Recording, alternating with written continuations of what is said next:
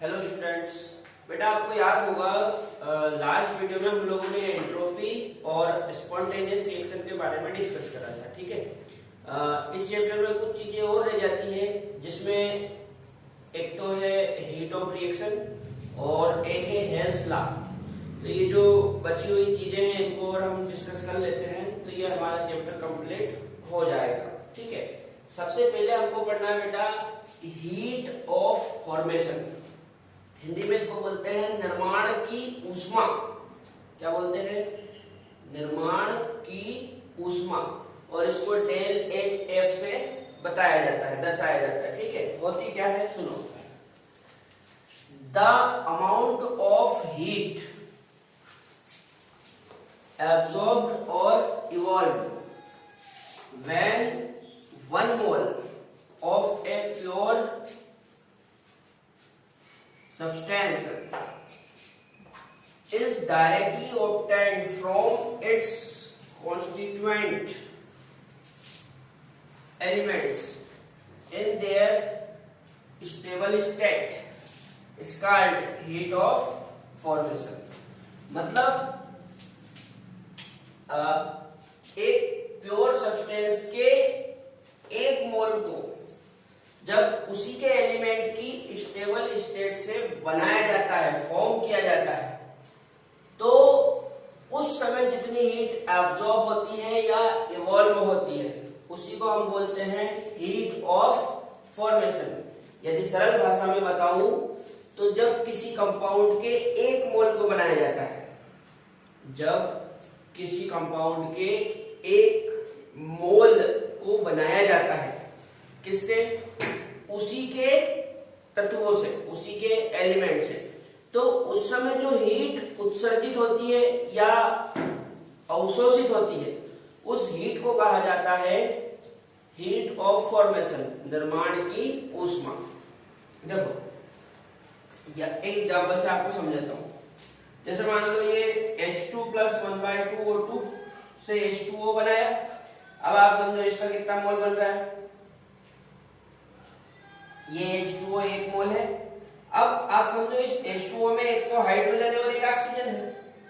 Hydrogen है और oxygen है, तो इसके एलिमेंट क्या हो गए? हाइड्रोजन और ऑक्सीजन। मतलब इसका 1 मोल बनना चाहिए और हाइड्रोजन और ऑक्सीजन से बनना चाहिए। क्या ऐसा हो रहा है? हाँ, ऐसा हो रहा है। देखो ये हाइड्रोजन और ये ऑक्सीजन, तो ये H2O 1 मोल है और ये इसके तत्वों मतलब हाइड्रोजन और ऑक्सीजन से बन रहा है, इसलिए ये हीट ऑफ फॉर्मेशन है। मैंने राइट का निशान लगा दिया। तो समझ में आई बात? तो 2-3 बातें आपको याद रखना है। पहली चीज तो 1 मोल बनना चाहिए, 1 मोल का फॉर्मेशन होना चाहिए और उसी के एलिमेंट से होना चाहिए। जैसे इसमें हाइड्रोजन और ऑक्सीजन है तो ये हाइड्रोजन और ऑक्सीजन से बन रहा है, तो हम इसको बोलेंगे हीट ऑफ फॉर्मेशन। ठीक है, इस रिएक्शन में जो भी हीट निकलेगी उसको बोलेंगे heat of formation.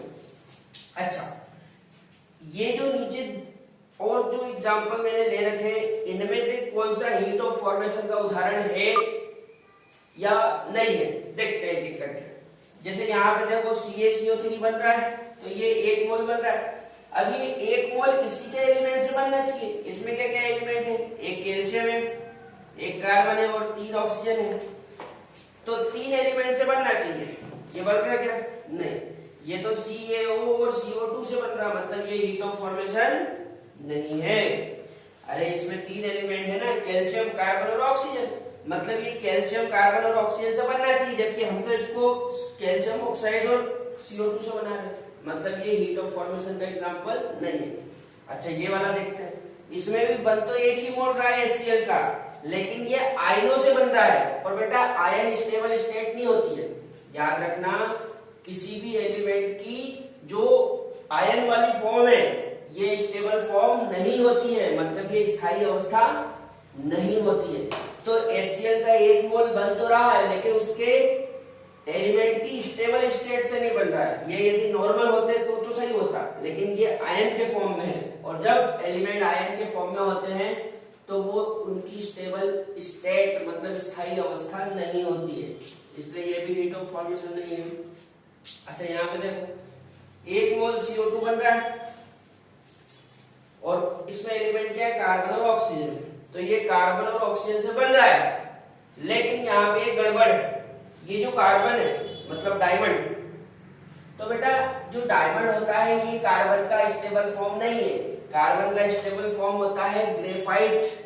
Thermodynamically carbon का जो स्टेबल फॉर्म है वो क्या है, ग्रेफाइट, जबकि यहाँ पे हम डायमंड से बना रहे हैं, इसलिए ये भी हीट ऑफ फॉर्मेशन नहीं है।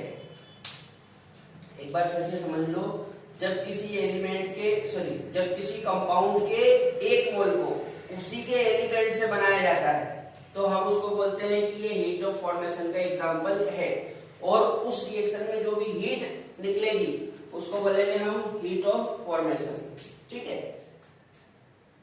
लेकिन यदि वो अपने एलिमेंट से नहीं बन रहा है तो वो हीट ऑफ फॉर्मेशन नहीं है। दूसरा, आयन के फॉर्म में भी एलिमेंट नहीं होना चाहिए, और तीसरा, कार्बन का स्टेबल फॉर्म होता है ग्रेफाइट, जबकि यहाँ पे डायमंड लिया हुआ है, इसलिए ये भी स्टेबल फॉर्म नहीं है, ठीक है, याद रखना इन बातों को।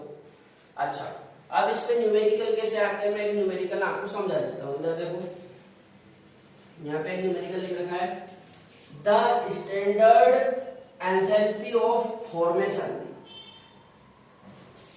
of CO2 213.5, carbon 5.7 and O2 205 joule. Then heat of reaction of formation of CO2. यहां पे बेटा उसने आपको CO2, कार्बन और ऑक्सीजन की निर्माण की उष्मा दे रखी है, मतलब निर्माण की एंथैल्पी दे रखी है, और आपसे पूछ रहा है कि CO2 के फॉर्मेशन के समय अभिक्रिया की उष्मा क्या होगी। हिंदी वालों को बोल देता हूं मैं, सुनो।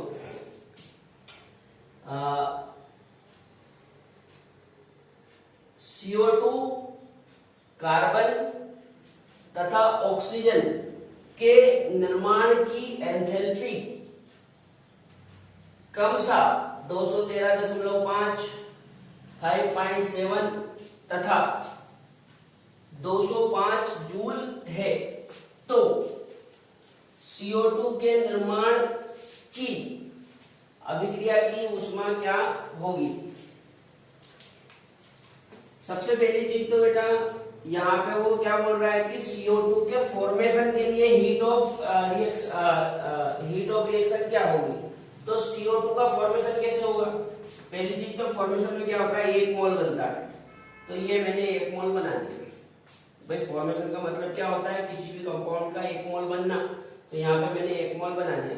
अब ये इसी के एलिमेंट से बनना चाहिए, तो इसमें एलिमेंट क्या है, कार्बन और ऑक्सीजन, तो अपन ऐसा करते हैं, कार्बन ले लो प्लस O2 ले लो, ये हो गई हीट ऑफ फॉर्मेशन की रिएक्शन। अब समझो आप, इसकी वैल्यू कितनी दे रखी कार्बन की 5.7, तो ये लिखा मैंने 5.7। O2 की कितनी दे रखी है 205, तो ये लिख दिया मैंने 205, और CO2 की कितनी दे रखी है 213.5, तो ये लिख दिया मैंने 213.5, ठीक है। अब एक चीज याद रखना, जब भी फॉर्मेशन की एंथैल्पी दे, एंथैल्पी का की दे फॉर्मेशन की मतलब निर्माण की, तो फॉर्मूला आपको लगाना है del H equal to product minus reactant. रखने के बाद